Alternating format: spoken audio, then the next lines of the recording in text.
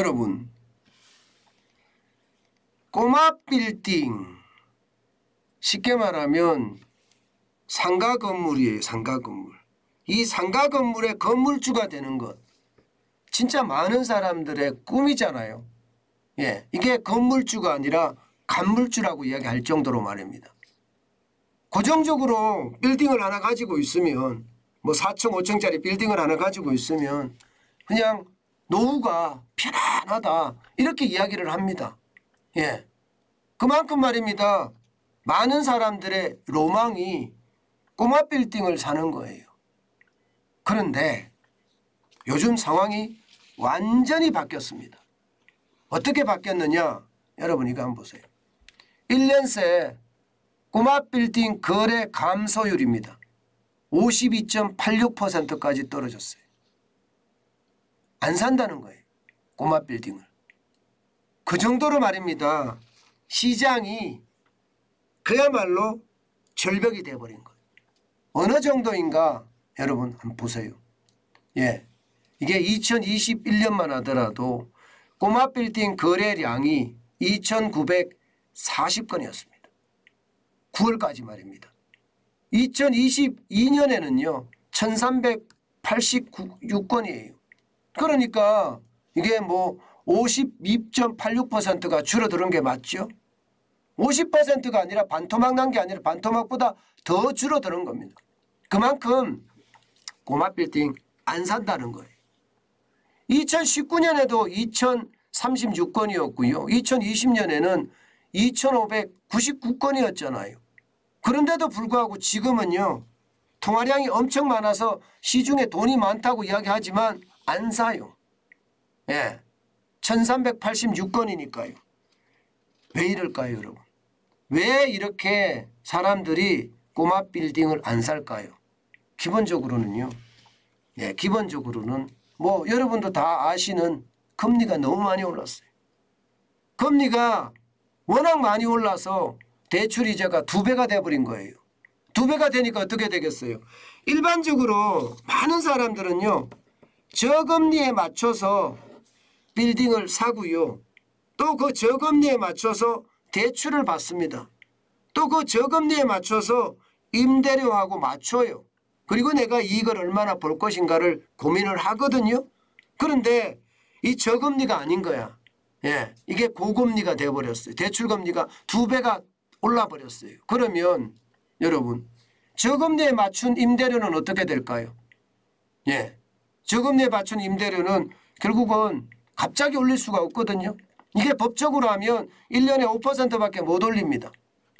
그럼 저금리에 맞춘 임대료는 계속 적게 들을 수밖에 없는 거죠. 고금리가 됐다고 해서 내가 더 받고 싶다고 해서 더 받을 수가 없습니다. 상가건물 임대차 보호법 때문에 말입니다. 예, 그러면 싸우고 해야 되는데 싸워도 무조건 접니다. 건물주가. 무조건 집니다. 이게 본인이 들어가겠다 이것도 안 됩니다. 본인이 들어가겠다. 왜냐하면 주택은 거기 가능합니다. 본인이 살겠다 하면 나가주는 게 일반적으로 가능한데 예, 이게 오피스텔이나 또 오피스나 상가는 그게 안 됩니다. 본인이 들어간다고 하더라도 쉽지 않다는 뜻이에요. 예, 그렇기 때문에 상황이 굉장히 나빠지는 거죠. 더 올릴 수가 없으니까. 예, 여기에다가 말입니다. 더 심각한 것은요. 예, 건물에 들은 임대인이 장사가 잘 돼서 계속 버텨줘야 되는데 이게 못 버텨주고 있어요.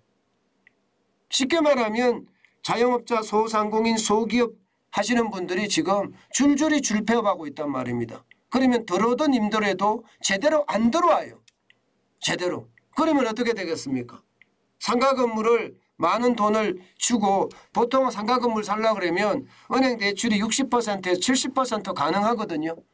예, 보통 상가 건물이 아무리 싸도 요즘은 30억에서 50억 정도 하잖아요. 그러면 여기에 60, 70%를 만약에 받아서 한다고 하면요. 예, 18억, 20억씩 빌려서 한다는 이야기인데 거기에 대한 이자 감당 못합니다. 감당 못합니다. 그러니까 요즘은요. 상가 건물을 안 사겠다 이제. 꼬마 빌딩 안 사겠다 이렇게 나서기 시작을 했습니다. 나서기 시작했어요. 그런데 여기서 저는 아직 최악이 아니라고 저는 보고 있어요. 왜냐고요? 저는요 거래량이 늘어나야 된다고 생각합니다. 거래량이 굉장히 늘어나요. 2021년 2940건보다 더 많이 늘어나야 된다고 생각을 해요. 그래야지 이게 최악이라고 저는 보입니다. 예, 이게 뭐 최악의 어떤 상황이라고 이야기를 하지만 이게 결국은 거래량이 많아질 때 가격은 많이 떨어지거든요. 왜냐하면 공급이 많아지니까. 지금은 공급도 수요도 적은 거예요.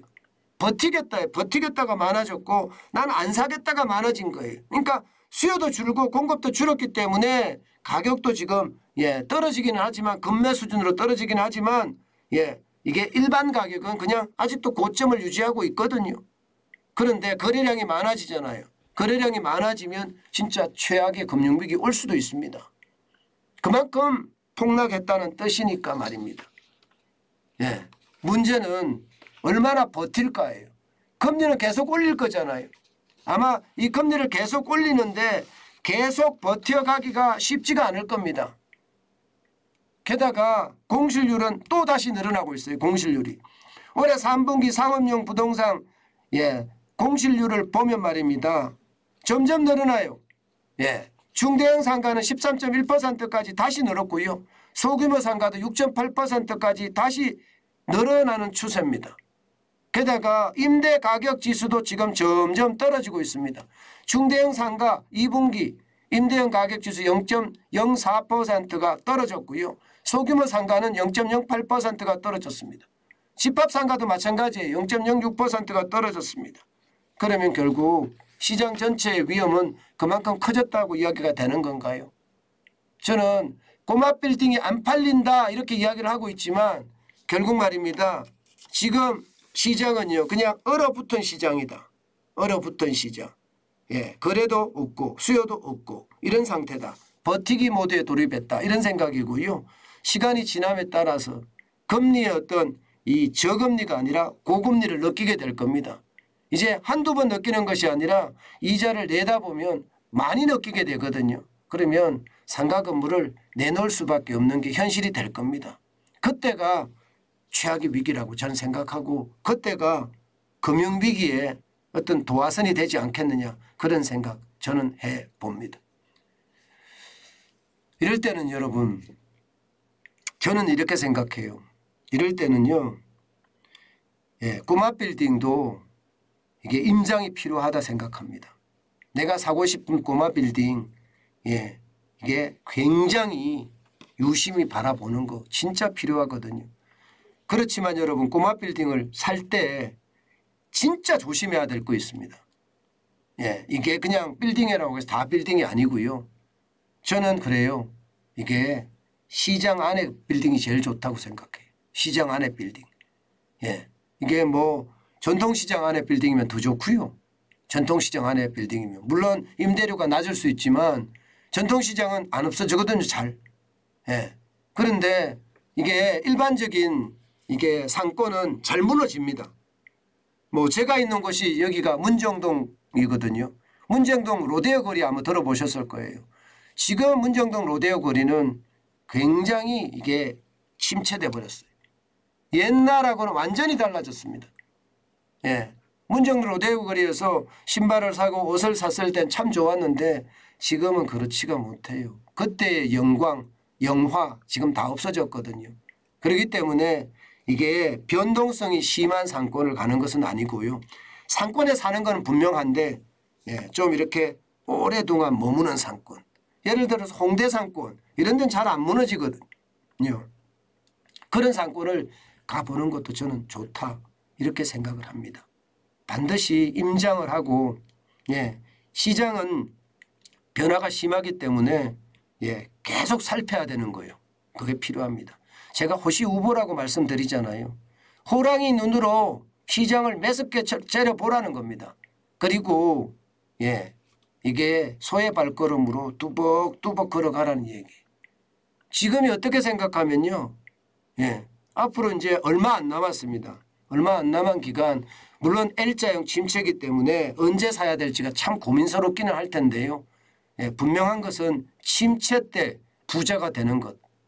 그것은 부자의 어떤 핵심 위치, 핵심 어떤 조건이라고 저는 생각을 해요. 그렇기 때문에 시장을 바로 바라보면서 호시우보 하시기 바랍니다.